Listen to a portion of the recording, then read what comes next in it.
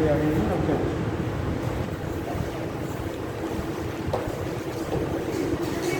Centre of मास एक प्रकार का अगर आँख मूंद के समझे तो एक प्रकार का समझ होती है, मतलब इस पोजीशन में पूरा इसका मास पूरा हिलाई, लेकिन वो मास की वैल्यू नहीं, हम वहाँ पर मास नहीं केवल भार वार याद करते हैं, ये सब यहाँ पर सेंटर ऑफ मास डेफिनेशन होता है किसी बॉडी के जैसे होता है ना, जो भी हम लोग इक्वेशन अप्लाई करते हैं वो पॉइंट मासेस के लिए बनाया है।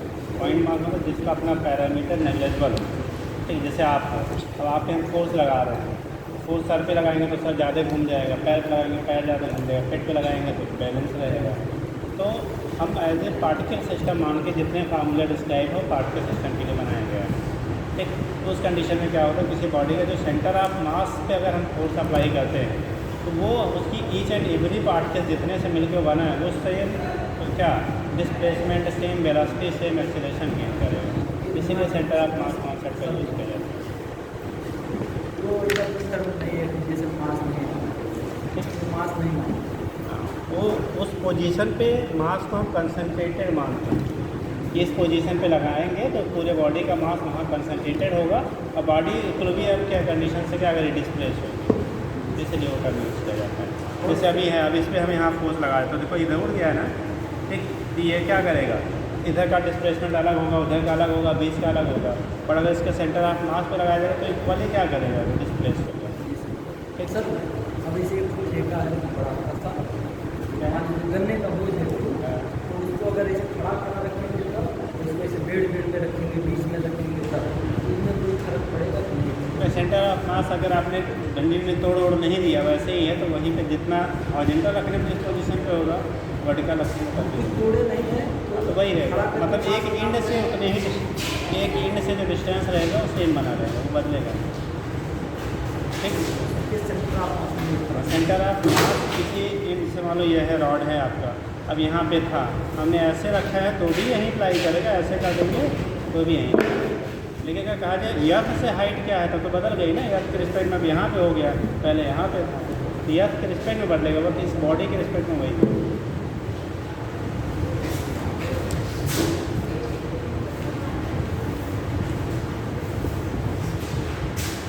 रोलिंग बता रहा था, स्लीपिंग स्प्रिंग होने से रोलिंग पूरा नहीं होता, बता दिया था ना रोलिंग को, अच्छे से नहीं बताया, अच्छे नहीं बताया था, खराब से बताया था। ये बताया और हैं? चलिए लिखिए बेटा, रिलेशन हम लोगों ने लिख लिया था, काइनेटिक एनर्जी आया था क्या, आप पढ़ते आए बेटा, पढ़ी हो जाओ। अभी क्या किया है, 12th कर लिया है, 12th पास आउट हो, कहाँ से, तो हुआ मतलब इधर, चलो ठीक। तो इतना लेट में कैसे आ रहे हो, पता नहीं था या बैठो, काफ़ी कुछ चीज़ें हुई हैं फिर आप। चलिए देखिए, तो लास्ट में आपने कल सेंटर ऑफ मास का क्या आपने कल रोलिंग मोशन के लिए बता दिया गया था ये क्वेश्चन, उसकी एनर्जी क्या होगी, ठीक है। तो जब रोलिंग कर रहे थे बॉडी में रोटेशनल काइनेटिक एनर्जी था कि ट्रांसलेशनल, आप खड़े हो जाओ साहब, बोलेगा नहीं कोई दूसरा, खड़े हो जाओ जल्दी से बिना कापी खोले। हाँ, रोलिंग मोशन में बॉडी के पास ट्रांसलेशनल काइनेटिक एनर्जी पाई जाती है, रोटेशनल पाई जाती है, दोनों पाई जाती है, और कुछ नहीं, दोनों पाई जाती है पक्का। टोटल एनर्जी का फार्मूला एक बताया गया था, वो क्या है वो नहीं याद आ रहा। कितने लोग कापी बंद करोगे, कापी बंद कर लिए, कितने लोगों को लर्न है टोटल एनर्जी ड्यूरिंग रोटेशनल है क्या, रोटेशनल मोशन, ये क्वेश्चन आपको बताया गया था, क्या था, हाँ बताइए, रोटेशनल मोशन में बॉडी की टोटल एनर्जी कितनी थी। और लोग बैठो, चलिए आप ही बता दीजिए। हाँ 5 ओमेगा रोटेशन मोशन में सही है कहा। तो रोलिंग के टाइम पे जब बॉडी रोल कर रही है तब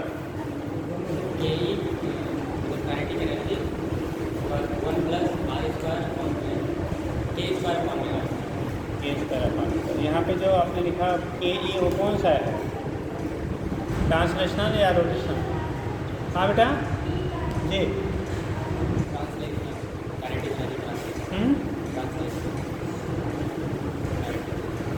ट्रांसलेशनल बिट। चलिए, तो आपको कल काइनेटिक एनर्जी आपको बता दिया गया था, रोलिंग मोशन में काइनेटिक एनर्जी की वैल्यू क्या होती है। ठीक,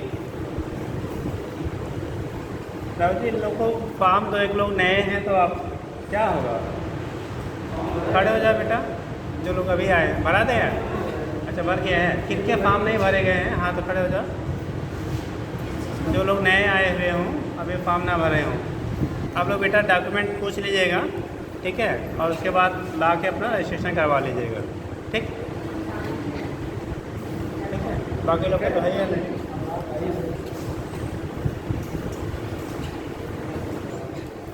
rolling without slipping, rolling without slipping,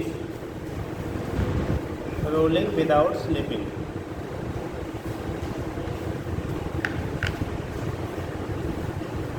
तो अगर कोई बॉडी बेटा रोल कर रहा है, रोल का मतलब होता है, ठीक है, उसमें ट्रांसलेशन भी होता है और रोटेशन भी होता है। रोटेशन में ट्रांसलेशन और साथ साथ हो रहा है, रोटेशन में ट्रांसलेशन में क्या हो रहा है, साथ साथ हो रहा है। रोटेशन में ट्रांसलेशन क्या हो रहा है, साथ साथ हो रहा है। उस कंडीशन में क्या होता है,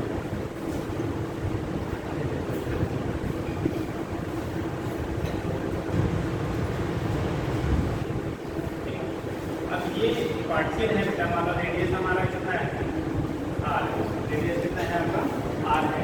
ये रोल कर रहा है, ठीक, समथिंग मान लो एंगुलर वेलोसिटी ओमेगा। कल आपको समझाया था ये सेंटर ऑफ मास होगा, क्या होगा आपका, सेंटर ऑफ मास होगा। इसकी जो वेलोसिटी आपकी है, अगर ये प्योर कैसा है, रोलिंग की कंडीशन आपकी हो रही, विदाउट क्या, स्लाइडिंग, मतलब स्लिप नहीं कर रहा है, प्योरली रोल कर रहा है। कल कंडीशन आपको बता दिया गया था। सेंटर ऑफ मास की वेलोसिटी का रेडियस आर है, एंगुलर वेलोसिटी ओमेगा है, तो बी सी एम की वैल्यू जो होती है वो कितना होता है, आर ओमेगा के बराबर। सेंटर ऑफ मास की जो वेलोसिटी होती है बेटा, प्योर रोलिंग में क्या होगा, आर ओमेगा के बराबर। जो टॉप मोस्ट पॉइंट है, क्योंकि इसका सेंटर ऑफ मास की वजह से प्लस इसके रोटेशन की वजह से, यहाँ पे बी टॉप मोस्ट पॉइंट की जो वेलोसिटी होगी बी सी एम और प्लस रोटेशन की वजह से हो गया R omega. B C M भी हमारा आर ओमेगा है, तो R omega plus R omega कितना होगा, तो आर ओमेगा।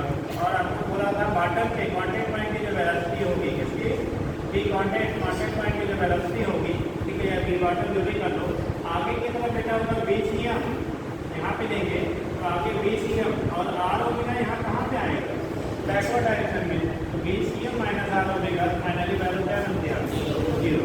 मतलब अगर पार्टिकल या बॉडी जो भी रोल कर रही है, अगर वो प्योर रोलिंग कर रही है, कैसा है, प्योर रोलिंग, मतलब विदाउट स्लाइडिंग, स्लाइड नहीं कर रहा, क्यों रोल करते हुए बॉडी जा रही है, उस कंडीशन में टॉप मोस्ट पॉइंट की वेलोसिटी, सेंटर ऑफ मास की वेलोसिटी का 2 टाइम होगा, बॉटम की वेलोसिटी एवरेज क्या होगा, 0 होगा। और प्योर रोलिंग तभी पॉसिबल होगा बेटा जब आपका क्या, कॉन्टैक्ट यानी जो बॉडी है और सरफेस है उनके बीच में फ्रिक्शन काम करे। अगर फ्रिक्शन नहीं होगा तो कभी भी प्योर रोलिंग आपकी पॉसिबल नहीं होगी। अगर फ्रिक्शन नहीं होगा तो प्योर रोलिंग नहीं होगा। हाँ जी,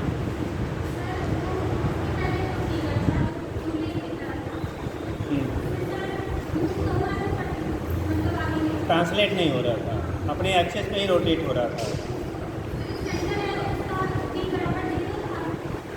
सेंटर पे, हाँ, वहाँ भी ये कर बेटा अपने एक्सेस पे ही, जैसे मान लो ये आपने बना दिया, ठीक, अब यहाँ पे दूरी बना दिया, सेंटर लगा दिया, अब ये अपने एक्सेस पे ही क्या कर रहा है, रोटेट हो रहा है। तो रोटेट हो रहा है, यहाँ रोटेशनल मोशन हो रहा है, ट्रांसलेट हो ही नहीं रहा, अपने एक्सेस पे ही क्या कर रहा है। साइकिल बोला था ना, आप साइकिल को खड़ा कर दिए स्टैंड पे, उसके बाद पैडल को नचाइए, तो बैक वाली व्हील जो होती है अपने एक्सेस पे क्या करती है, रोटेट होती है, लेकिन ट्रांसलेट नहीं हो रही।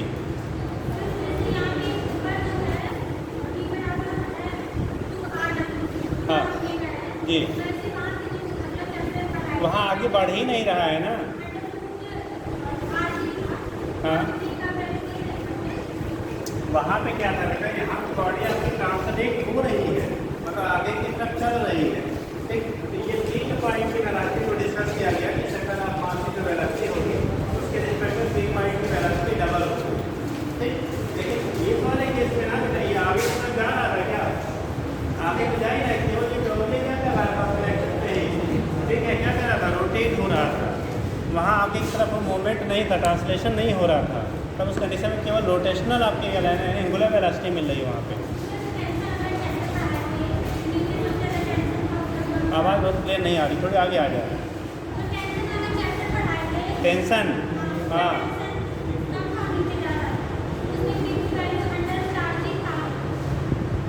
कहीं और वो रिलेट कर रही है पुलिस सिस्टम पे। हाँ तो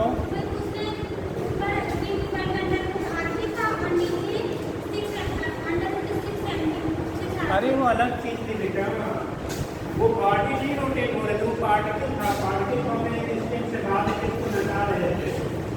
वो कहानी वो क्या सर्कुलर मोशन जब बनाया गया था बॉडी का सर्किल में मोशन, वो अलग चीज़ थी। वहाँ पे क्या है, हमें पत्थर ऐसे बांध दिया और स्टिंग से ऐसे नचा रहे हैं, वहाँ पे स्टिंग से नचा रहे हैं। हाँ ये पूरी बॉडी है, ये हमारी क्या है आपकी पूरी बॉडी है बेटा, ये विल है, ठीक। मतलब वो क्या डिस्क हो सकता है, सिलेंडर हो सकता है, स्पेयर हो सकता है, इस टाइप के शेप का है। अब वहाँ एक पार्ट भी होता था किसी स्टिंग से बाहर के हम लोग क्या करते रोटेट करते, वो अलग पूरा है। ये तो उसकी कहानी है, ठीक।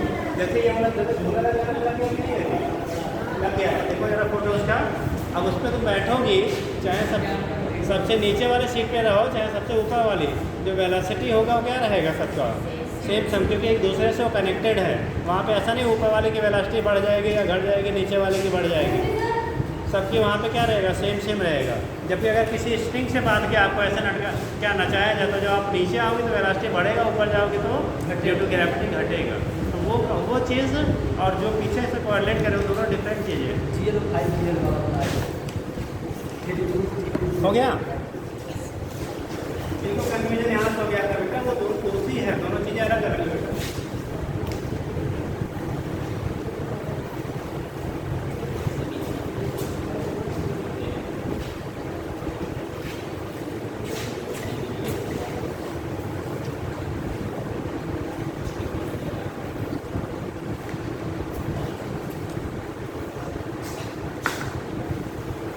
चलिए करवा लीजिए, फॉर्म भरा है बेटा, चलिए तो लिखिएगा, आप थोड़ा लिख लीजिए तब भी होता है। In case of pure rolling, in case of pure rolling, in case of क्या होंगे pure rolling,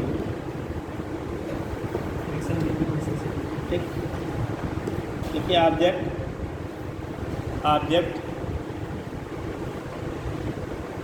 roles, in case of pure rolling object roles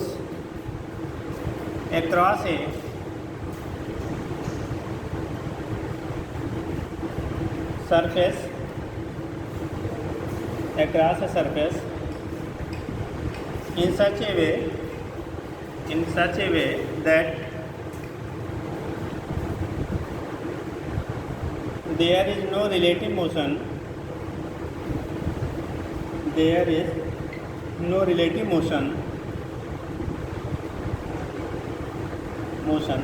of object and surface at colour pen से लिख लेना eight contact point.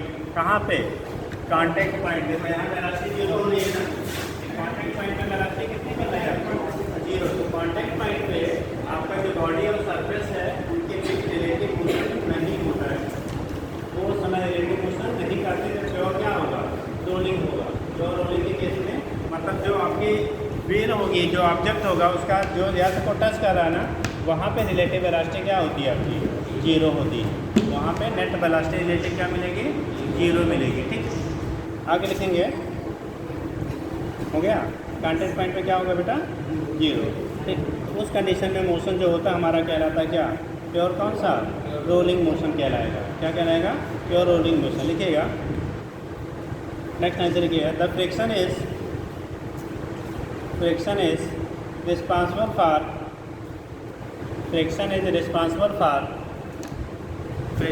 responsible for this type of motion, but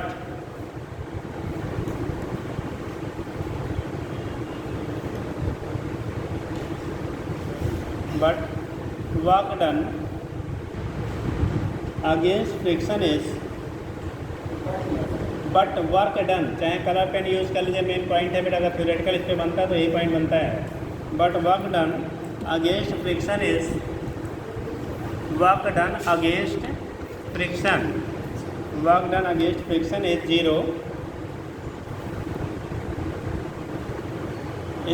as there is, क्यों ऐसा होता है, there is no relative motion, there is no relative motion between the body, there is no relative motion between the body and the surface, there is no relative motion between the body and the surface, there is no relative motion between the body and the surface, body और surface के बीच में कोई relative motion आपका नहीं होता है। There is no relative motion between the body and the surface, body और सरफेस के बीच में कोई भी आपका रिलेटिव मोशन नहीं होता है। तो रिलेटिव मोशन ना होने की वजह से आपका जो फ्रिक्शन की वजह से कोई एनर्जी का लॉस या वर्क नहीं होता है, मतलब फ्रिक्शन की वजह से कांटेक्ट पॉइंट पे कोई ना तो वर्क होगा ना तो एनर्जी का लॉस होगा।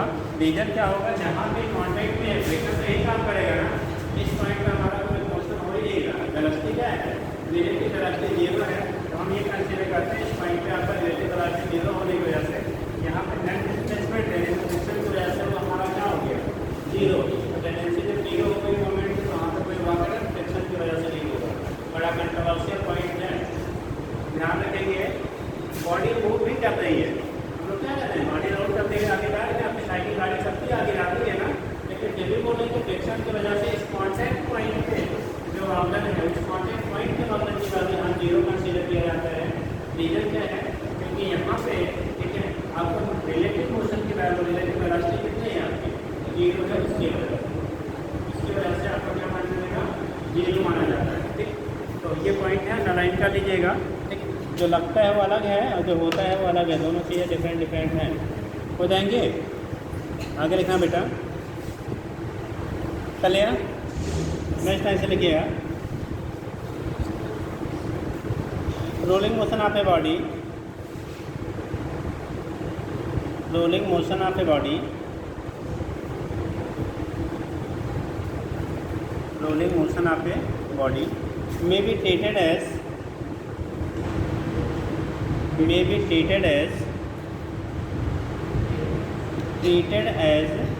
ये pure rotation, treated as a pure rotation, body rotate हो रही है बेटा, pure rotation about an axis, pure rotation about an axis passing through, pure rotation about an axis passing through point of contact with same angular velocity, with same angular velocity,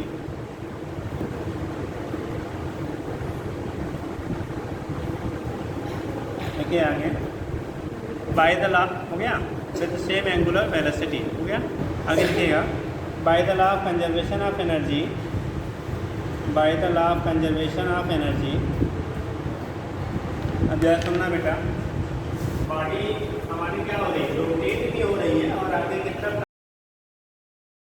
energy होगी, वो जो total energy आपका होगा वो कौन सा, translational kinetic energy और plus क्या, रोटेशनल काइनेटिक एनर्जी, दोनों के सम के बराबर होगा। तो टोटल काइनेटिक एनर्जी जो होगा के ई टोटल, इसकी वैल्यू हो जाएगा बेटा के ई ट्रांसलेशनल और प्लस के ई क्या, रोटेशनल। और ट्रांसलेशनल यदि जो लीनियर हम लोग कंडीशन कहते हैं, जो आप पढ़ते आए हैं, कोई बॉडी अगर बी वेलोसिटी से मूव करे या मास की, तो काइनेटिक एनर्जी कितना होता है, हाफ mv स्क्वायर। ठीक, और जब हम लोग रोटेट करते हैं किसी बॉडी का, तो उस कंडीशन में आपने पढ़ा था उसकी टोटल एनर्जी होती है वो हाफ क्या, पाई ओमेगा स्क्वायर के बराबर होता है। क्या होता है, हाफ पाई ओमेगा स्क्वायर के बराबर। जो लोग नहीं थे भैया उनके लिए थोड़ी प्रॉब्लम है, खत्म हो जाएगा तो बात बनेगी। जो लोग बीच में आए हैं, ठीक, अगर वो पहले से पढ़े हैं तब तो ठीक है, नहीं पढ़े तो थोड़ा सा पेशेंस बना के रखेंगे। ठीक, क्योंकि बीच में पहुँचे हैं और ये सब चीज़ें थोड़ी सी आपके बोर्ड में बहुत कम ही पढ़ाई जाती है। जैसे बोर्ड वालों ने 11th को हटा दिया, तब से क्या हुआ, बच्चा ना पढ़ता है और ना तो सब्जी हाँ, काइंड टेंशन लें। हाँ, ना आपको टेंशन होता है ना तो उनको टेंशन होता है। कुछ जगहों पे चलता है, बाकी 70% कहानियाँ क्या है अब 12th में देखा जाएगा। ठीक, वो है। कितने लोग यहाँ पढ़े थे रोटेशनल मोशन? कितने लोगों के यहाँ पढ़ाया गया था? हाथ उठाओ। बोर्ड में जब आप लोग पढ़ रहे होंगे उस समय रोटेशनल मोशन कितने लोगों के कॉलेजों में पढ़ाया गया था, जहाँ भी आपने पढ़ा था? हाथ उठाओ। अरे यार, तुम लोग कहाँ महाविद्यालय से पढ़ के आए हो? हैं कि बताने की वजह से ऐसा नहीं उठा रहे हो? कभी पूछा जाएगा? नहीं पूछेंगे। हाथ उठाओ। आप कितने लोग यहाँ पढ़ाया गया? एक ही लोग खाली पढ़ के आए हो?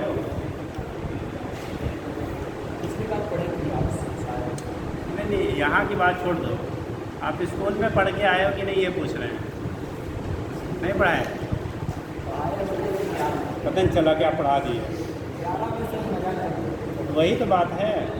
आपको एक जैसे हम लोग बहुत सारी चीज़ें कॉपी करते हैं मतलब दूसरे से नकल मारते हैं।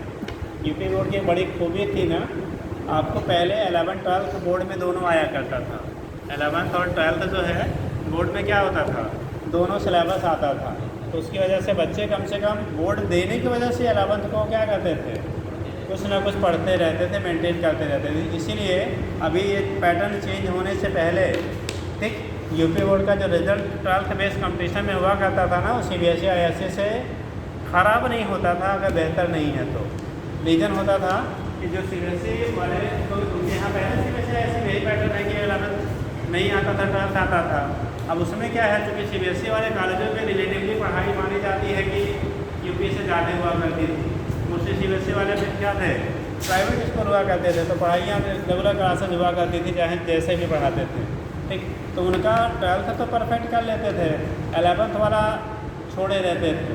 और 11th ये वाले क्या कहते हैं ना, भैया हमारा बहुत अच्छा 12th है ना, तो बहुत अच्छा 11th है, लेकिन मिला के क्या इक्वलाइज हो जाता था। इसीलिए कंपटीशन में मेरिट बहुत ज़्यादा ख़राब नहीं हुआ करती थी। ठीक, ओवरऑल जो सिलेक्शन के नंबर जब देखे जाते थे ना, तो लगभग मैच करता था आज के 10 साल 8 साल पहले तक। लेकिन जब से ये पैटर्न अब लागू हो गया है ना, तब से यूपी बोर्ड के क्या सिलेक्शन के रेट घट गए। कारण है कि जैसे आप लोग पढ़ के आए, एक बच्चे ने, वो भी हमें लगता है CBSE पढ़ी है। कहाँ पढ़ी बेटा? CBSE पढ़ी है, उसके यहाँ पढ़ाया गया है। आप लोग पढ़े भी होंगे तो पता नहीं चला क्या पढ़ाए थे कि नहीं पढ़ाए थे। ठीक, हाँ, आपके स्कूल में पढ़ाया जाता मुझे भी मालूम है, आप ना गए हों तो बात अलग है। ऐसे बहुत सारे लोग के यहाँ पढ़ाया गया होगा, हो सकता है छुट्टी मार दिए रहे हों, है ना। ठीक, ऐसा नहीं कि सब लोग हैं सबके यहाँ पढ़ाया ही नहीं गया, बहुत लोग यहाँ पढ़ाया गया होगा। ठीक है, भूल जाता हूँ, थोड़ा कम ही चीज़ें वहाँ तक बताई जाती हैं। चलो ठीक है, आपने ये हो गया half MA square plus half I omega square हो गया। ठीक, अब यहाँ B का तो आपने फार्मूला लिखा था R इंटू ओमेगा।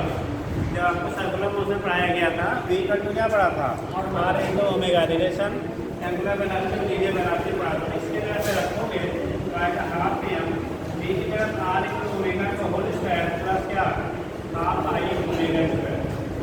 इसको स्क्वायर करोगे बेटा तो आ जाएगा कितना, half M MR square into omega square plus half I into omega square. ये टोटल की वैल्यू हमें मिल गई।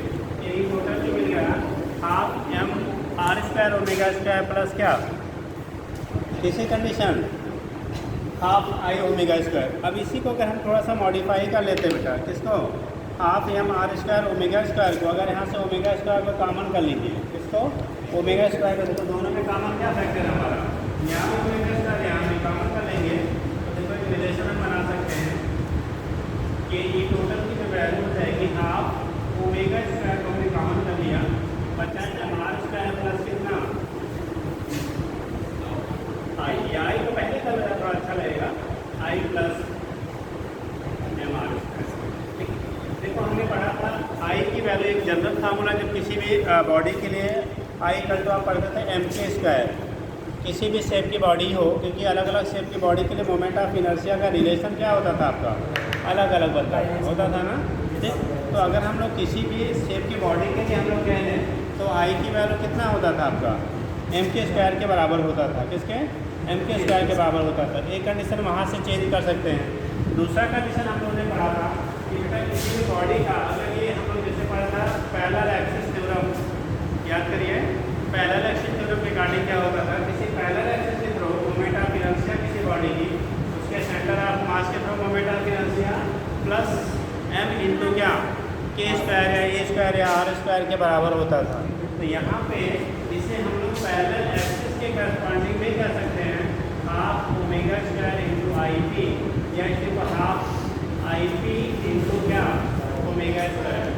ये रिलेशन हम लोग कब यूज कर लेते हैं, काइनेटिक एनर्जी ट्रांसफर की value half I P into कितना ओमेगा स्क्वायर। एक नया रिलेशन बेटा हम लोग याद किया, तो बेसिक हमारा है ही है, या कह लो ये यहाँ पे रख के आप निकाल सकते हो। अगर आपको कहा जाए पैरेलल एक्सिस की तरफ मोमेंट ऑफ इनर्शिया इतनी है, तो उस कंडीशन में आपका उसका टोटल ट्रांसलेशन है, टोटल काइनेटिक एनर्जी रोटेट करेगी बॉडी तो कितनी होगी, इस रिलेशन से हम लोग डिटरमाइन कर लेते हैं। Half I P into omega square, यहाँ पे आई पी चाहे कितना लिख दीजिएगा स्क्वायर क्या I P moment of inertia, moment of inertia body along parallel axis, along क्या पैरेलल एक्सिस, पैरेलल एक्सिस के along की मोमेंट ऑफ क्या होता है इनर्शिया की वैल्यू होती है, moment of inertia along parallel axis दिखा देंगे। चलिए तो इस केस में क्या होगा, इसके बेस पर आप रिप्रेजेंट कर लेते हैं।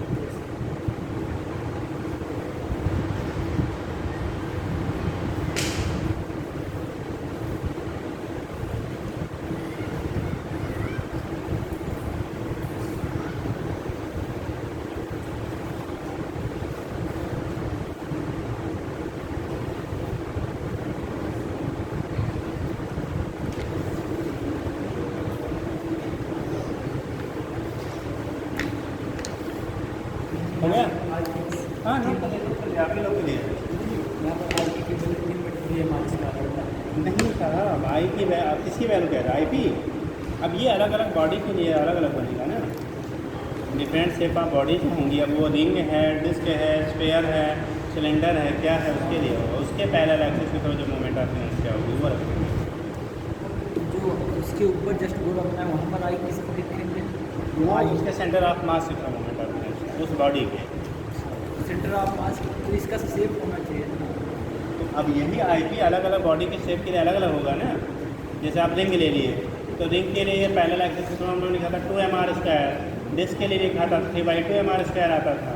तो कौन सी बॉडी है जो रोटेट हो रही है उसके लिए आप वहाँ पे कंसीडर करेंगे।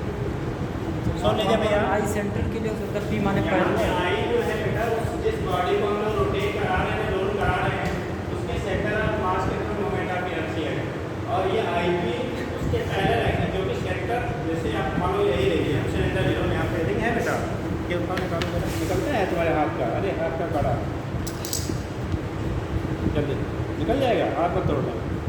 चलो देखो जैसे ये है ना, अगर इसको हम मान ले रिवॉल्व हो रहा है तो सेंटर तो ये है, लेकिन ये कॉन्टैक्ट पॉइंट कहाँ पे इसका, इसको टच कर रहा है ना, तो हमें इसके करस्पॉन्डिंग को क्या निकालना पड़ेगा मोमेंट ऑफ, जैसे इसके थ्रू में मालूम है रिंग के लिए, तो रिंग के लिए क्या होता है सेंटर ऑफ मास के through parallel to the plane, ring के लिए सेंटर ऑफ मास के through moment of inertia parallel to the क्या sorry perpendicular to the plane क्या होता था, प्लेन के परपेंडिकुलर सेंटर ऑफ मास से पासिंग एक्सिस के through moment of inertia for a ring.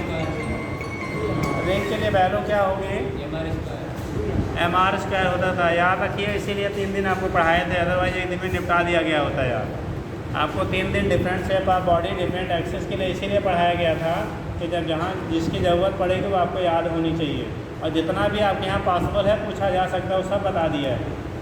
But अब उसको क्या कौन याद रखेगा, मम्मी के पापा जी, हम लोग कब वो काम दिन आएंगे जब तुम लोग याद रखोगे, हाँ ठीक, तो उसको आप लोग याद रखिए, बिना उससे काम नहीं चलेगा। पता लगा बेसिक अगर वही नहीं रिलेशन है तो कैसे निकालोगे आप, ठीक है। तो रिंग के लिए हम लोगों ने पढ़ा था बेटा सेंटर ऑफ मास के through perpendicular to the plane क्या आया था mr स्क्वायर, mr स्क्वायर मान लो ये रिंग का सेंटर हो गया, इसके थ्रू हो गया, आप ऐसे कैसे पकड़े यार, मार पकड़ो जी, खड़े हो, ये हाँ ये है ना। अब सेंटर ऑफ मास के थ्रू mr स्क्वायर होता है, और हमें कहाँ निकालना है इसके पैरेलल एक्सिस के थ्रू, तो mr स्क्वायर ये प्लस mr स्क्वायर ये, तो रिंग के लिए हो जाएगा 2mr स्क्वायर।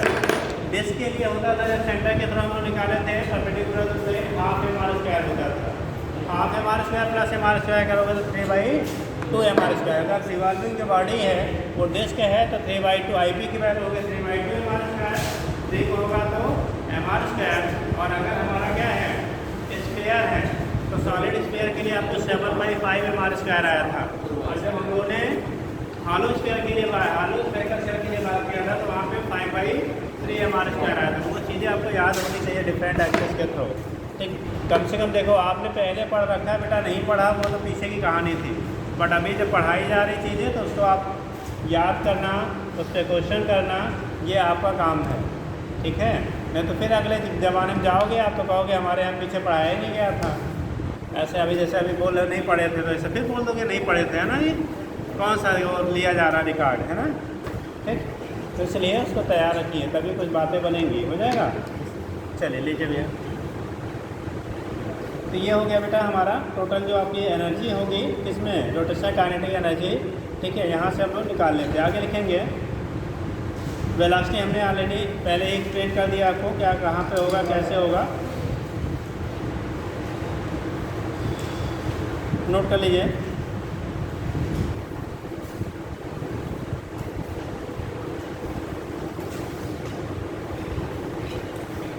हो गया, नेक्स्ट हेडिंग करेंगे। नोट कर लिए तो बताएं, नोट हो गया है।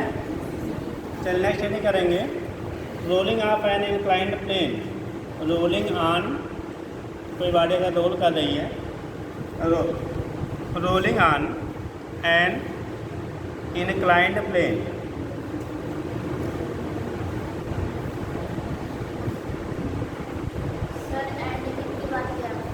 Rolling on an inclined, inclined मतलब आना का तल होता है बेटा, इंक्लाइंड प्लेन।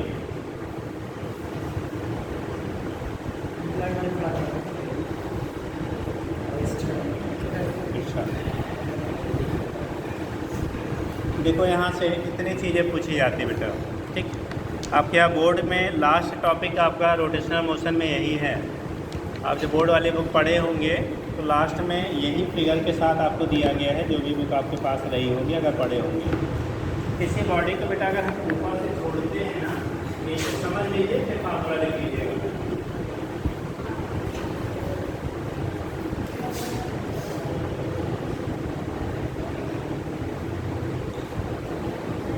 अगर किसी बॉडी को किसी इंक्लाइंड सरफेस से आप छोड़ते हैं ना तो नीचे अगर वो कंडीशन होनी चाहिए बॉडी ऐसी हो जो रोल कर सके। मतलब या तो वो रिंग हो या तो डिस्क हो या सिलेंडर हो या तो स्फीयर हो। इतनी शेप की बॉडी हमारी रोल कर सकते हैं। क्यूब ले लेंगे तो रोल करेगा क्या? वहाँ पे रोल नहीं कर सकता है, वो या तो स्लाइड करेगा या तो टपल करेगा, बट रोलिंग वहाँ पॉसिबल नहीं होगी। ठीक, तो कंडीशन है अगर ऐसी बॉडी कोई ले रहे ऐसी इंक्लाइंड सरफेस पे रखते हैं बेटा, जैसे ये ले लो, इसे कोई इंक्लाइंड सरफेस कहते हैं। क्या कहते हैं? इंक्लाइंड सरफेस आप कहते हो। यहाँ से अगर किसी बॉडी को लेते हैं, ये कोई बॉडी है, अगर इसका रेडियस क्या है आर, रेडियस हमारा कितना लिया बेटा, आर रेडियस की बॉडी है, मास आपका है, समझ लेंगे, फार्मूला में नोट करवा देंगे। ठीक, देखो होता क्या है, कोई भी बॉडी कहीं भी रखी जाए, वेट हमेशा उसका कहाँ काम करेगा, ऊपर के नीचे। वेट किधर लगता है हमेशा? कोई भी बॉडी है बेटा कहीं भी आप रखेंगे, हॉरिजॉन्टल सरफेस हो, इंक्लाइंड हो, लटकाया गया हो, जैसे मर्जी वैसे हो, उसका वेट हमेशा डाउनवर्ड काम करता है। किधर करेगा? वर्टिकली डाउनवर्ड काम करेगा। उसका वेट जो होगा हमेशा कहाँ काम करेगा? नीचे। ठीक, अगर ये एंगल थीटा है, पीछे जब आप लोग को फ्रिक्शन वगैरह या फोर्स बताया गया था तो उसके से बोला गया था ये एंगल भी हमारा क्या बनेगा? थीटा। करेस्पॉन्डिंग यहाँ पे भी थीटा बनेगा। अगर वेट एम्प्टी है तो याद रखना बेटा, कोई भी वेक्टर दिया गया उसका थीटा के साइड में कंपोनेंट हमेशा cos होता है, थीटा के अपोजिट वाला आगे साइन होता है। इधर वाला कंपोनेंट आएगा mg cos थीटा, इधर वाला कंपोनेंट आएगा mg sin थीटा। अगर आप थोड़ा समझ लीजिए यहाँ पे, ये mg sin थीटा का जो भी बॉडी आपको है उसको नीचे की तरफ लाना चाहेगा। क्या करेगा? उसका काम है, उसकी टेंडेंसी होगी बॉडी को नीचे की तरफ मूव कराना। ठीक, अब केस क्या होते हैं, अगर यहाँ पे जो कॉन्टैक्ट सरफेस है, जहाँ पे बॉडी सरफेस को टच कर रही है, जहाँ पे बॉडी सरफेस को क्या कर रही है? टच कर रही है। अगर यहाँ फ्रिक्शन नहीं होता बेटा, यहाँ पर अगर फ्रिक्शन नहीं होता तो ये इस फोर्स की वजह से ये नीचे की तरफ क्या करता, बॉडी स्लाइड करता हुआ नीचे आ जाता। उस फोर्स की वजह से जो वेट का कंपोनेंट है अराउंड द प्लेन डाउनवर्ड, उसकी वजह से बॉडी स्लाइड करके कहाँ आ जाएगा आपका, नीचे की तरफ आ जाता है। अगर आपको वहाँ पे क्या ना लगता है, आपका कोई फ्रिक्शन नहीं होता। बट यहाँ पे अगर ये सरफेस रफ है, मतलब फ्रिक्शन है, उस कंडीशन में फ्रिक्शन फोर्स, बॉडी नीचे आना चाहेगा तो फ्रिक्शन फोर्स किधर रहेगा, अपोजिट पीछे की तरफ। क्या करेगा, फ्रिक्शन फोर्स आपका पीछे की तरफ काम करेगा। ये फ्रिक्शन, अब यहाँ पे क्वेश्चन पूछा जाता है कि बॉडी को रोल करने के लिए यहाँ पे रोलिंग के लिए mg sin थीटा रिस्पांसिबल होगा या एफ रिस्पांसिबल होगा। किसकी वजह से बॉडी रोल करेगी, mg sin थीटा की वजह से कि एफ की वजह से? हाँ, mg sin थीटा वाले हाथ उठाओ। कुछ लोग बोले mg sin थीटा की वजह से रोल करेगा। 1 2 तेज उठाओ, गलत होगा गलत, सही होगा सही यार। हाँ, हाथ उठाया आपने, आपने उठाया, फिर से उठा दो, उठाइए तो दिखना चाहिए यार। नेताजी लोग इतना खोद के भाषण देते हैं यार, चाहे दहिया फिट के रहे, पाँच नज़र आते हैं। चलो देखो, तो उस कंडीशन में याद रखिएगा, किसी भी बॉडी के सेंटर पे लगने वाला जो फोर्स होता है, किसी भी बॉडी के कहाँ पे लगने वाला, सेंटर पे जो लगने वाला फोर्स होता है, अगर आपका फोर्स कहाँ पे आपका लग रहा है, सेंटर पे लग रहा है, तो सेंटर पे लगने वाला फोर्स कभी भी जो बॉडी के सेंटर पे काम करता है वो रोलिंग के लिए रिस्पांस, सेंटर मतलब सेंटर ऑफ मास, अगर सेंटर ऑफ मास पे फोर्स लगाएंगे ना तो कभी भी वो रोलिंग के लिए रिस्पांसिबल नहीं होगी। कभी भी रोलिंग के लिए रिस्पांसिबल होगा ये mg sin थीटा है या mg cos थीटा।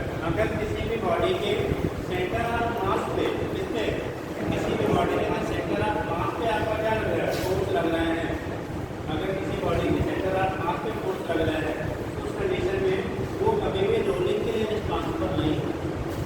ठीक, क्या रोलिंग के लिए रिस्पांसिबल नहीं होगा। जैसे इसका सेंटर ऑफ मास यहाँ है, यहाँ फोर्स लगाएंगे बेटा ट्रांसलेट करेगा, सीधा सीधा मूव करेगा।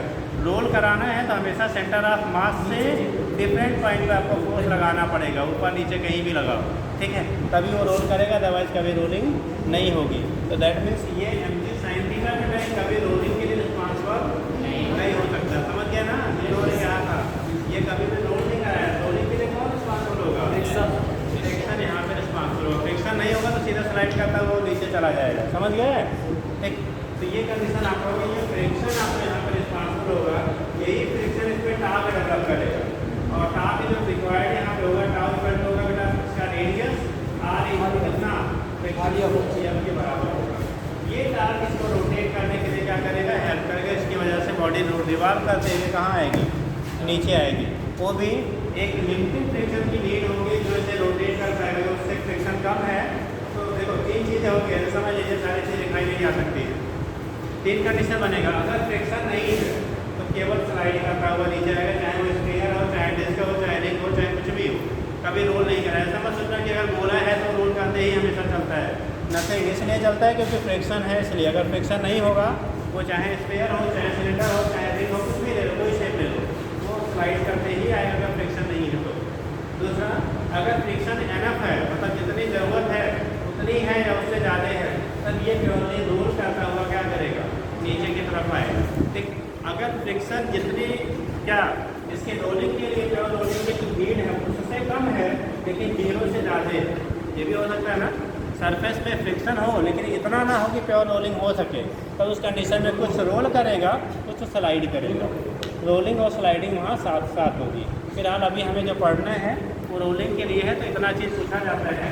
जब बेटा ये यहाँ से चल के यहाँ आएगा, मान लो इसकी हाइट हमारी यह है, कितनी हाइट है, यह हाइट है, यहाँ से यहाँ पहुँचेगा तो उसकी वेलोसिटी कितनी होगी, उसको यहाँ से यहाँ तक आने में टाइम कितना लगेगा, नीचे आएगा तो उसका एक्सीलरेशन कितना होगा। ठीक है, कितना डिफरेंट पॉइंट्स पे आपका क्वेश्चन बनाए जाते हैं। तो आप पहले फ़ोटो बना लीजिए, तब भी लिखाया जाए थोड़ा सा। कुछ मतलब समझ में आया रोल करने का? ठीक, जल्दी करिए।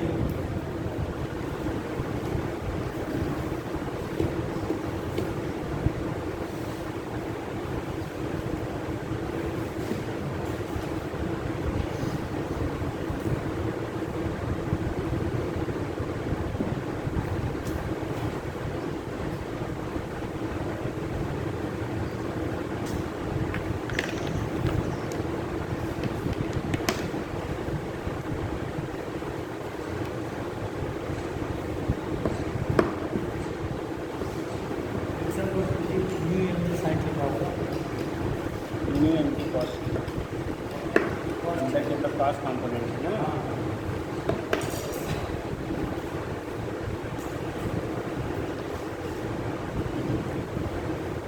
जल्दी करिए।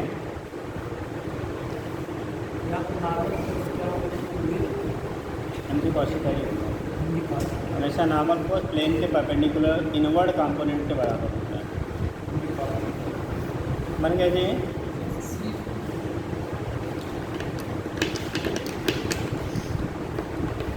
साइन हो गया सबका बेटा।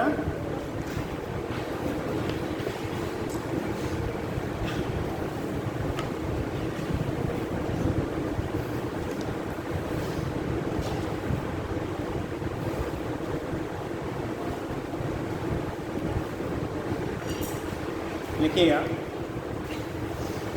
when a body of mass m and radius r, when a body of mass m and radius r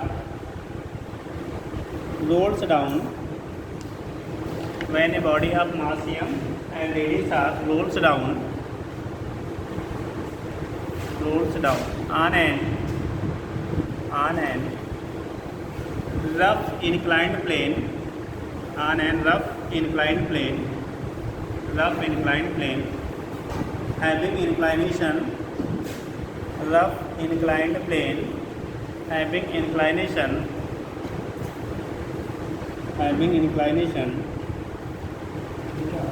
theta and height h। inclined plane का जो height दिया गया बेटा कितना है, h है।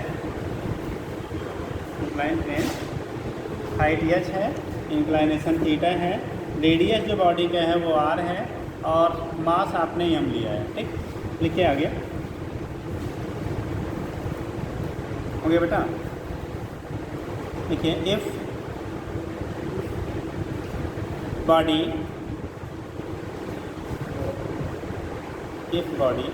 Moves downward, if body moves downward, it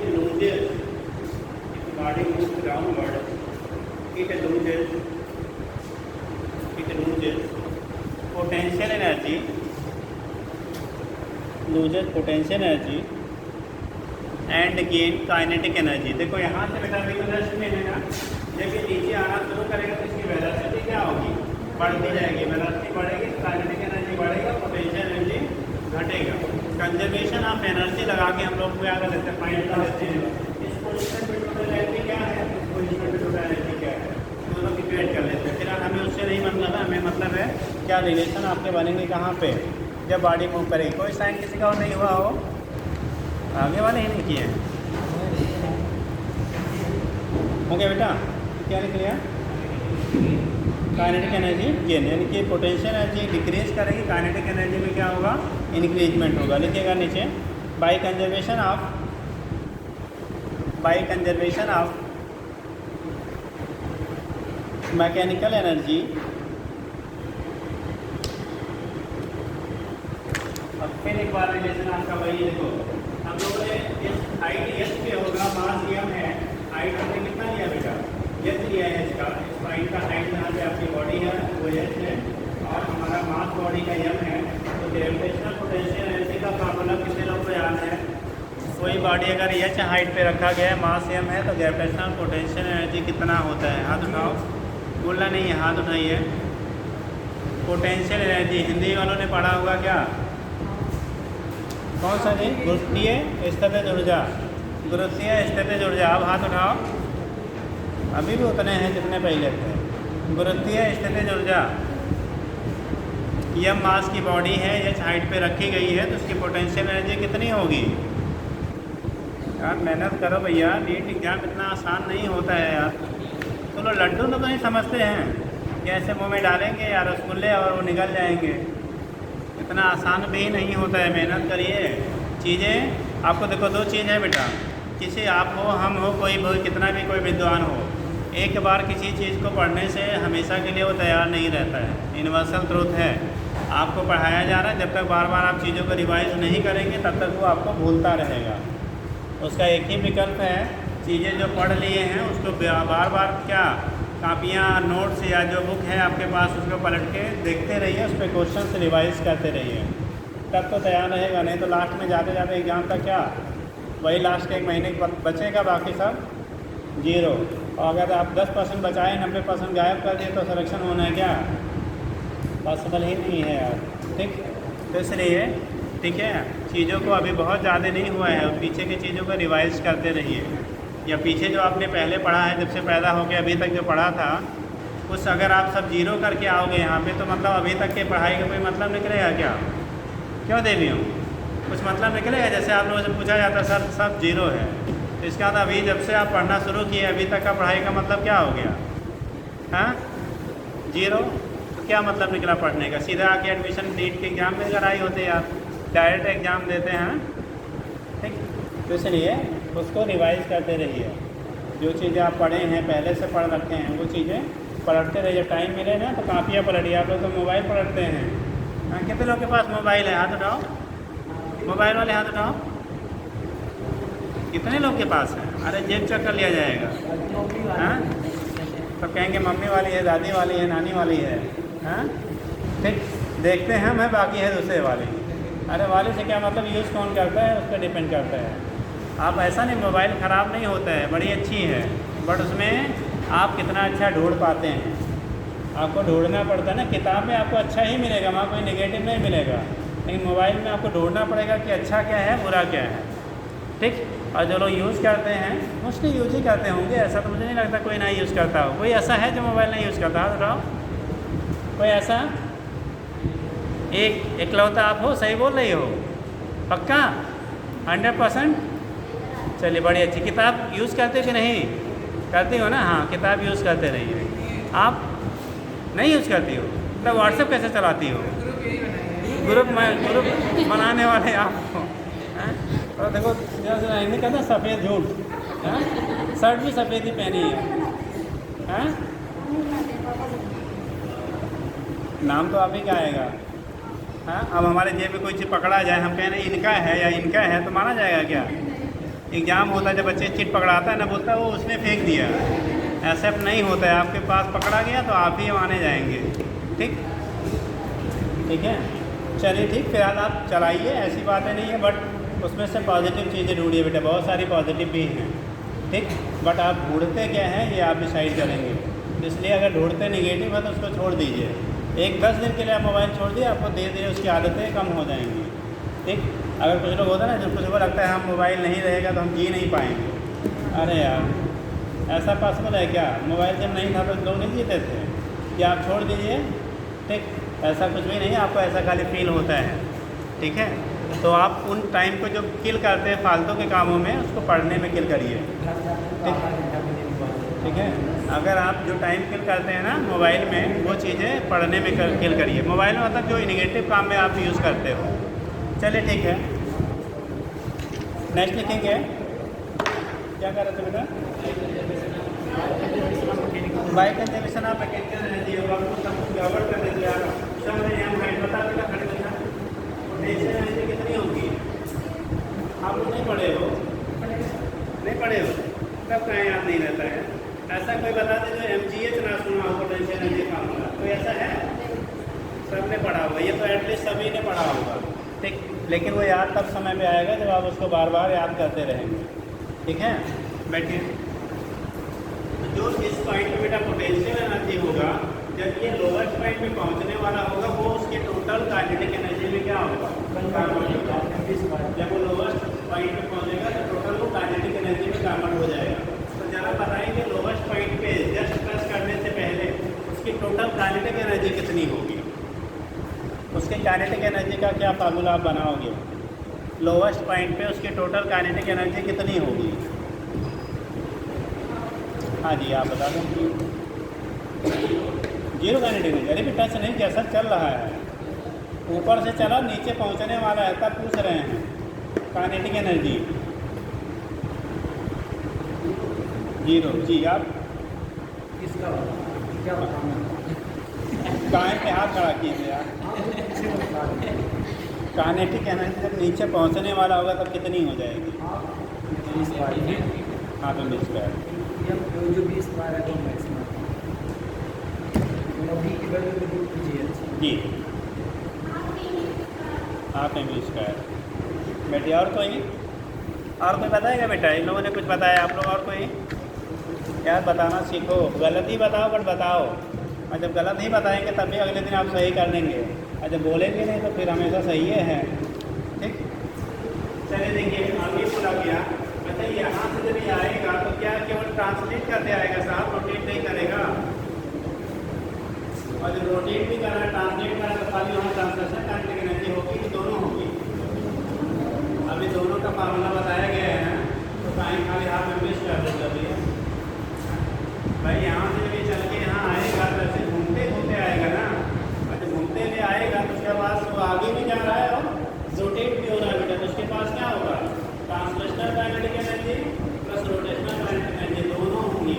और दोनों के लिए अभी हम लोगों ने फार्मूला लिखा था, ये पोटेंशियल एनर्जी हो गया, काइनेटिक एनर्जी कितना? Half M V square bracket में 1 plus K square by R square लिखा था जी। तो आधा छोड़ देते तो पीछे आधा नंबर मिलेगा, आधा कटने का मतलब -1। हाँ ठीक, ये हो जाएगा। यहाँ पे अगर कंजर्वेशन ऑफ एनर्जी निकालेंगे तो आएगा mgh equal to half M V square bracket में 1 plus K square by R square. ठीक हो गया। और अगर ये भी आपको याद कि इसी फार्मूले का अप्लाई करके हम लोग आगे डिफरेंट चीज़ें निकालते हैं, ठीक है। और आपको अगर कुछ नहीं याद आता है तो आपको जब रोटेट करते आएगा तो उसके पास half M V square plus half I omega square होगा। अब उसको फिर से तोड़ेंगे तो फिर हमें बाद में यही रिलेशन मिल जाता है। ठीक, चलिए इतना नोट कर लीजिए। अब हम लोग लिख लेंगे फार्मूला वगैरह क्या होगा। देखो सुनिएगा बेटा, अगर कोई भी बॉडी आप फ्रीली किसी एच हाइट से गिराते हो या एच हाइट वो नीचे आ रही है तो उस केस में उसको जो वेलोसिटी गेन करता है, क्या करता है? जो वेलोसिटी अगर फ्री फॉल हो रहा है, कोई बॉडी एच हाइट से गिराते हैं तो वेलोसिटी आपका √2gh, याद आया कुछ? अगर कोई भी बॉडी को एच हाइट से लोग छोड़ते हैं बेटा, यहाँ पहुँचेगा, अगर हाइट एच एंड ग्रेविटी आ रहा है तो पॉइंट पर पहुँचने पर velocity v square equal to a square plus 2gh होता था जी, जो की वैल्यू क्या होगी? अभी छोड़ रहे हैं, ड्रॉप कर रहे हैं तो 0, तो v स्क्वायर की वैल्यू कितनी? 2gh, तो v की वैल्यू कितना आएगा? √2gh के बराबर हो जाएगा, यानी जो वेलोसिटी होगी वो √2gh से क्या होगा? इक्वल हो जाएगा। जब वो फ्री फॉल करता तो या फ्रिक्शन लेस सरफेस पे एच हाइट नीचे आता तो, लेकिन यहाँ पे कैसा सरफेस है? रफ सरफेस है। और जब रफ सरफेस पे नीचे आएगा बेटा तो उसकी जो वेलोसिटी होगी ना, वो जो वेलोसिटी यहाँ मिल रही है उसकी तुलना में घट जाती है। भाई फ्रिक्शन रोकेगा ना, तो फ्रिक्शन के रोकने की वजह से आपकी जो वेलोसिटी वो गेन करेगा ना, वो इसके रिस्पेक्ट में क्या करेगा? डिक्रीज कर जाएगा या घट जाएगा। उसके रिस्पेक्ट में उसकी वैल्यू क्या करेगी? आपकी डिक्रीज कर जाएगी या घट जाएगी। तो डिक्रीजमेंट कितने का होगा, कैसे होगा, ये चीज़ें हमें यहाँ से फाइंड करना। तो लिखिएगा, क्या लिख रहे थे आप? अब एक एक पॉइंट बना लीजिए, फार्मूला नोट कर लीजिए, ठीक, जो आपको क्वेश्चन यहाँ पूछ रहे हैं। देखिए द वेलोसिटी ऑफ बॉडी आप जो भी लिखा है, बॉडी लिखा है ना, velocity of body at the lowest point, diagram बनाया है ना, velocity of body at the lowest point, velocity होगा इसी फार्मूले पे इक्वेट करके हम लोग निकाल लेते बेटा, इसी फार्मूले पे इक्वेट करके निकालते हैं। देखो कैसे निकाल दिखाते हैं, ऐसे कोई जरूरत नहीं आपको है। फिर आप यहाँ से करोगे तो v स्क्वायर की वैल्यू ये 2 ऊपर जाकर मल्टीप्लाई होगा और 1 plus K square by R square divided, तो ये नीचे आएगा और ये कहाँ जाएगा? ऊपर। तो v स्क्वायर इक्वल टू आ जाएगा 2gh अपॉन 1 प्लस क्या? a square by R square. यहाँ से v निकालोगे तो √2gh 1 plus K square by R square. तो ये वेलोसिटी लोवेस्ट पॉइंट पे यहाँ से मिल जाएगा, velocity at the lowest point. यार हमको इसी की ज़रूरत है, पर निकालना चाहेंगे नहीं लिखे ना, this mgh equal to this, यहाँ से नोट कर लीजिएगा, ठीक है। और अगर वैल्यू जो हमें ज़रूरत है उसको इतना माइनस इतना फ्रिक्शन की वजह से जो लॉस हुआ है वही बराबर।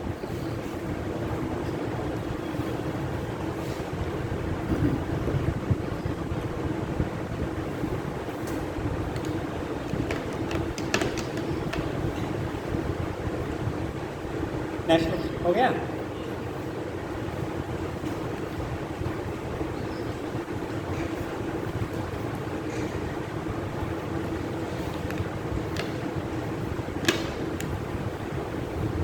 सेकेंड पॉइंट ये तो वेलोसिटी हो गया। जब वो लोवेस्ट पॉइंट पे पहुंचने वाला होगा तब की वेलोसिटी है बेटा, ध्यान रखेंगे। ये वेलोसिटी है जब ऑब्जेक्ट लोवेस्ट पॉइंट पे क्या होगा, पहुंचने वाला होगा तब की कंडीशन। दूसरा होता है acceleration.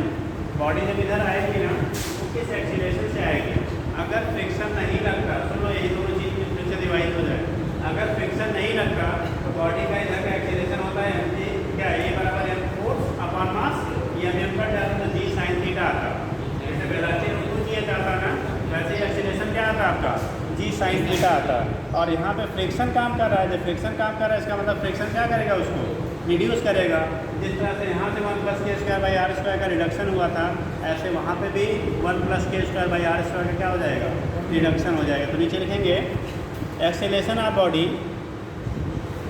Acceleration of body during motion, acceleration of body during motion, acceleration of body during motion,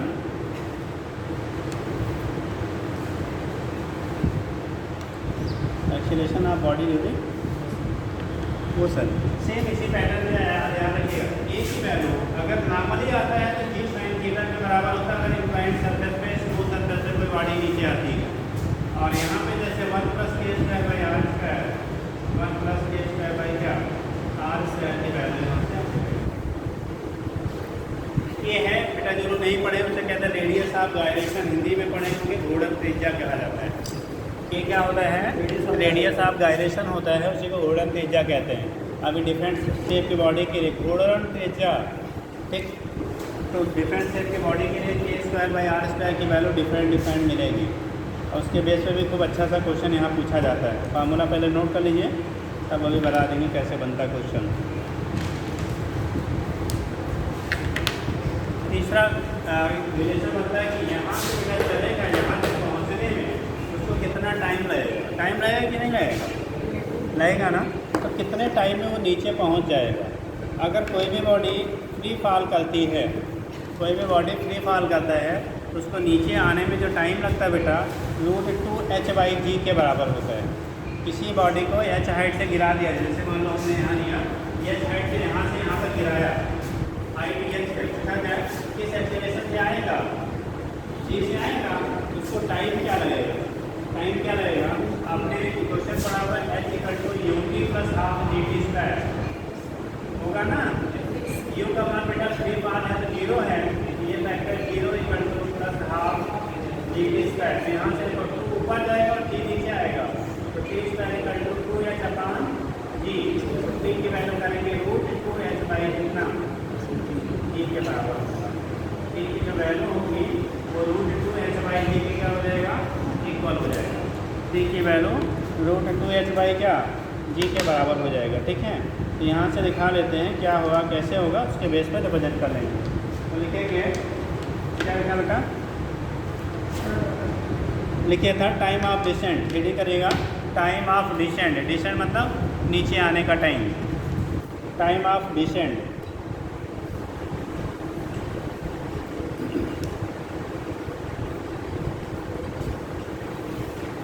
time of descent अब हम दो तरह से निकाल सकते हैं बेटा। यहाँ ये तो हो गया, इसके लिए हम निकाल लेते हैं तो जनरल सीधे सीधे गिरा देते तब के लिए। लेकिन यहाँ जब ये नीचे आएगा ना तो फ्रिक्शन नहीं काम कर रहा है, तो फ्रिक्शन की वजह से आपके बाद रिलेशन में हमारा चेंज फिर होगा। अब अगर हम रिलेट करना चाहते हैं, यहाँ के लिए रिलेट करना चाहते हैं तो आप फार्मूला पढ़ते हैं b = u + at पढ़ते हैं ना, फाइनल वेलोसिटी, इनिशियल वेलोसिटी और क्या एक्सेलरेशन और टाइम में। तो वहाँ पे b = u का क्या होता है, u + at होता है। ऊपर से नीचे आएगा बेटा तो वेलोसिटी जो फाइनल है हमारा रिलेशन ये निकाला, u की वैल्यू 0 है, a की वैल्यू का रिलेशन ये निकाला, और यहाँ से इक्वेट करेंगे तब हमें क्या मिलेगा, ठीक है, कितना टाइम मिलेगा। तो लंबा सा होगा, फिर उतना करने का आपको जरूरत नहीं, आप रिलेशन लिख लीजिएगा, लिखिएगा क्या लिखा है, t टाइम ऑफ डिसेंट पूछा गया है ना। देखिए the time of descent, the time of descent is given by relation. अगर आपकी मर्जी होगी, इच्छा होगी तो घर पे बैठ के बी की वैल्यू इस फार्मूले B value plus A T में बी की वैल्यू और ए की वैल्यू रख लेना, टी की वैल्यू वहाँ से मिल जाएगी। क्योंकि अपने यहाँ कोई नीड नहीं है उसको डिस्क्राइब करने का, तो फिर हम लोग रिलेशन लिखेंगे तो लिखिएगा बी क्या T equal to 1/sin theta 1/1/sin theta लिखना है, T equal to 1/sin theta under root. अगर फ्री पार हम लोग कर रहे थे, अभी आपको दिखाया था टी इक्वल टू √2h/g आता था, तो आता था √2h/g ब्रैकेट में यहाँ पे हो जाएगा 1 + k² कितना r² ड्यू टू फ्रिक्शन और ये ड्यू टू इंक्लाइनेशन, ये बदलाव आ जाता है। ठीक, 1/sin थीटा ठीक √2h/g ब्रैकेट में 1 + k² कितना r² के बराबर होगा। ये टाइम है बेटा उस बॉडी को ऊपर से नीचे तक क्या आने में, ऊपर से नीचे आने में क्या टाइम वो लेगा, इसके बेस पर हम लोग यहाँ से दिखा लेते हैं। ठीक, उसी को टाइम ऑफ डिसेंट कहते हैं। क्या कहते हैं? टाइम ऑफ डिसेंट कहते हैं।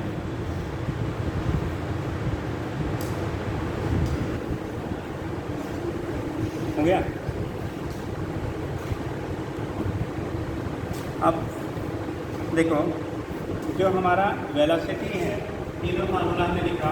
Velocity inversely proportional to under root 1 + k² r² है। ये inversely proportional to 1/k² r² के है। ये directly proportional to under root 1 + k² क्या है r² के है। यहाँ रूट के ये पूरा रूट नीचे तक है बेटा, ध्यान रखिएगा, रूट नीचे तक है, यहाँ रूट है नहीं, यहाँ रूट पूरा आगे तक है। ठीक, तो यहाँ पे टाइम 1 + k² r² के डायरेक्टली प्रोपोर्शनल, वेलोसिटी 1 + क्या सॉरी 1/√2 क्या k² 1 + k² r² के इनवर्सली प्रोपोर्शनल हो गया, और यहाँ पे इनवर्सली प्रोपोर्शनल तो हो गया 1 + k² r। ठीक, तो यानी कि फ्रिक्शन होने की वजह से इंक्लाइंड सरफेस में आपको वेलोसिटी भी चेंज हो रही है, एक्सीलरेशन भी चेंज हो रहा है, और टाइम टेकन जो है वो भी आपका चेंज हो रहा है। ठीक, अब देखो k² r² की वैल्यू बेटा अलग अलग बॉडी के लिए अलग अलग होती है, इसलिए आपको जो टाइम होगा ऊपर से नीचे आने में वो डिफरेंट से बॉडी के लिए डिफरेंट आएगा। एक चीज़ आप फार्मूले देख रहे होंगे, बी हो चाहे ए हो चाहे आपका टी हो, इस बॉडी के मास पे डिपेंड कर रहा है क्या, बॉडी का जो मास है वो 1 किलो का है कि कुकर का है कि ग्राम का है, कहीं मास फार्मूला यहाँ रिलेशन का आया है, यानी कि बॉडी हैवी हो या लाइटर हो उससे मतलब नहीं है। बॉडी का साइज़ कितना है और किस शेप का है वो डिसाइड करेगा। बॉडी का शेप और क्या साइज़ डिसाइड करेगा बेटा कि यहाँ पे आपका क्या वेलोसिटी किसकी ज़्यादा होगी किसकी कम होगी। अब हमारे पास रोल करने के लिए इतनी बॉडी होती है, एक solid sphere, hollow sphere, solid cylinder, hollow cylinder, ring and disc. फिलहाल आपके यहाँ जो कंपेयर करने के लिए पूछा जाता है बेटा वो solid sphere, hollow sphere, solid cylinder और हॉलो सिलेंडर के लिए पूछा जाता है कि अगर सेम इंक्लाइंड सरफेस से 4 बॉडी को रखा जाए जिनके रेडियस बराबर रेडियस कैसे हैं बराबर हैं, एक सॉलिड स्फीयर है, एक हॉलो स्फीयर है, एक सॉलिड सिलेंडर है या हॉलो सिलेंडर है। ठीक, उस कंडीशन में कौन नीचे पहले पहुंचेगा, किसका एक्सेलरेशन सबसे ज़्यादा होगा, कितने लोग बताएंगे? अगर 4 बॉडी लिया गया, सभी के रेडियस बराबर हैं, एक सॉलिड स्फीयर है, एक हॉलो स्फीयर है, एक सॉलिड सिलेंडर है, एक हॉलो सिलेंडर है बेटा। ठीक, उनमें सबसे पहले नीचे कौन पहुंचेगा या सबसे ज़्यादा एक्सीलरेशन किसका होगा या सबसे ज़्यादा वेलोसिटी किसकी होगी। वैसे एक्सीलरेशन और भी पूछा जाता है, मेनली एक्सीलरेशन की वैल्यू सबसे ज़्यादा किसके लिए होगी, कौन सबसे जल्दी पहुंचेगा, सबसे ज़्यादा जिसका एक्सीलरेशन वही सबसे जल्दी पहुंचेगा। किसका एक्सीलरेशन सबसे ज़्यादा होगा? 2 लोग खाली हाथ उठा रहे हैं बेटा। अरे यार, सॉलिड गोला, ठोस गोला और हॉलो मतलब खोखला गोला, ठोस बेलन और खोखला बेलन, चारों को छोड़ दिया ऊपर से। चलो भैया नीचे पहुंचना है, कौन सबसे पहले पहुंचेगा, किसका एक्सीलरेशन सबसे ज़्यादा होगा ये पूछा गया, तुलना करना। हाँ बताइए, 2 3 हाथ उठाइए फिर से, कुछ जनसंख्या बड़ी है ना। ठीक, चलिए अब पहले आप बता दो पीछे सॉलिड स्फीयर और सबसे लेट में बेटा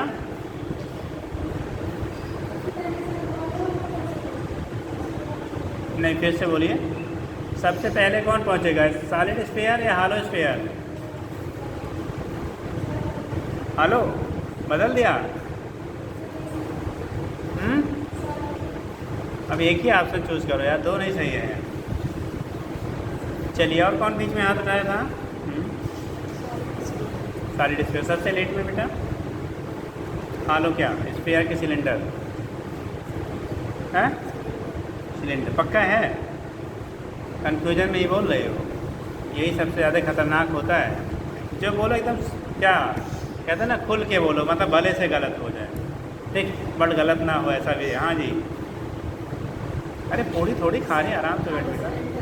हाँ, हॉलो सिलेंडर सबसे पहले पहुँचेगा, पक्का है जी। इधर कौन हाथ उठाया था? हाँ जी सर।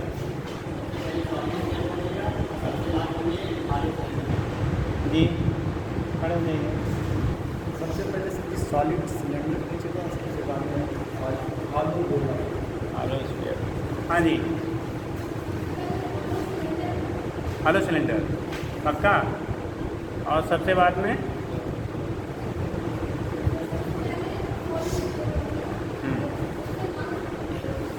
हॉलो सिलेंडर बदल दिया। बैठिए, याद रखेंगे बेटा, सबसे ज़्यादा अभी आपका घर का होमवर्क है, ठीक। सभी के आपको moment of inertia, radius of gyration और आर के टर्म में बताया गया है। बोला जा रहा है चार आपका है, solid sphere, hollow sphere, hollow cylinder. ये चारों ही आपका क्या कर रहे हैं, नीचे की तरफ आ रहे हैं। तो पूछा जा रहा है कौन सबसे पहले पहुंचेगा, एक्सीलरेशन सबसे ज़्यादा किसका होगा, ठीक है। जिसका एक्सीलरेशन ज़्यादा है वो सबसे पहले पहुंचेगा। वो चीज़ें आपको निकाल के कल लेके आना है, चेक करेंगे हम, ठीक। सभी लोग सॉलिड स्फीयर चार को छोड़ा जा रहा है, सॉलिड स्फीयर, दूसरे हैं सॉलिड सिलेंडर, तीसरा है हॉलो स्फीयर। हॉलो मतलब फिल वाला होता है बेटा, हॉलो स्फीयर स्टेकम से जिसे कह लेते हैं, और हॉलो सिलेंडर, हॉलो सिलेंडर। इन चारों के एक्सीलरेशन को रिलेट करके आपको ले आना है, ठीक। चारों के एक्सीलरेशन को आपको रिलेट करके लाना है, ठीक है। चलिए इतना कर लीजिए, सर आ गए हैं। किसका एक्सीलरेशन सबसे ज़्यादा होगा, सबका ऑर्डर लिखना है, किसका ज़्यादा वैल्यू क्या होगा, किसी क्वेश्चन से करके निकाल